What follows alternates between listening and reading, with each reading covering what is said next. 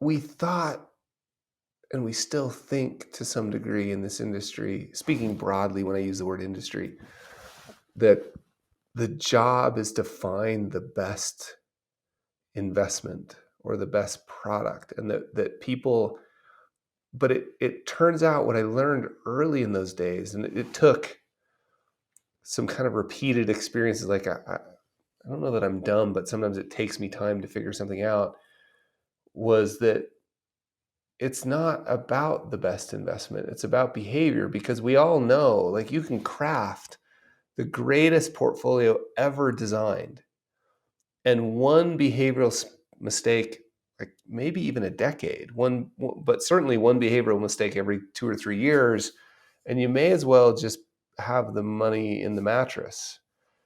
And most of us, so what, I got involved in that like early debate around the best. I went and got my my SEMA designation.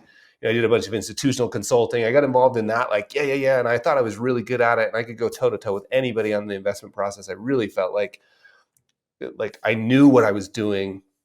And yet I was still having these like repeated behavioral problems. And I was like, well, wait, even though I'm really good at this, it almost drove me out of the business, because I was like, I'm really good at this. I've got the best training in the world. Outside of a CFA, I had the best training in the world for that. And I still can't seem to figure out this job that people keep telling me is the job, which is find the best, at that point for us, it was mainly institutional money managers, right? Find the best investment. So it almost drove me out of the business, which is when I discovered when I ran across the research that said it's not just kids from the hills in Utah that have this problem, right? This investment performance versus investor performance problem. And it was early, like the Dalbar stuff, which, whatever, we can talk about the methodology problems, but Morningstar's, I think, replicated that problem enough for us to realize we don't know what the actual number is. We just know it's a problem. Right. That we tend to buy high and sell low and repeat until broke.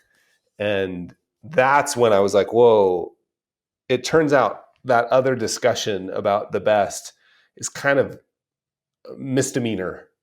Like, the felony is these huge behavior mistakes, and I'd much rather solve those.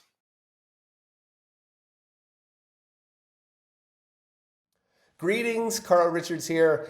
The clip you just listened to was one of my favorite conversations I've ever had, and it was on the breakthrough factor by my friend Jess Bost. I love talking with Jess because she's so good at asking questions that really matter.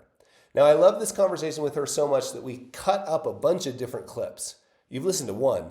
If you'd like to get more, just follow the instructions below.